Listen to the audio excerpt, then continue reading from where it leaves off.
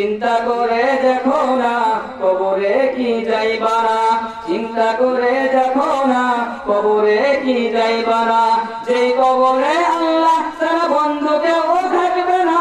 চিন্তা করে দেখো না কবরে কি যাইবা না, ঠিক না? চিন্তা করে দেখো না কবরে কি যাইবা না। এই দুনিয়ায় সবই পর, কবর যে তো আসল ঘর। এই দুনিয়ায় সবই পর, কবর যে তো আসল ঘর। কেমনে সেটাই থাকবি বলে শুধুই মাটির বিছানা। চিন্তা করে দেখো না কবরে কি যাইবা না, চিন্তা করে দেখো না কবরে কি যাইবা না। বলবেন ঠিক কিনা? এ আল্লাহর গোলাম, আমাদের প্রত্যেকে চিন্তা করতে হবে একদিন কবরের মধ্যে চলে যাবো। কবর কেবল ভয়ঙ্কর জায়গা। এই কবরে যাইতে হবে, আমল নিয়ে যাইতে হবে, আমলের পরিচয় নিয়ে যাইতে হবে।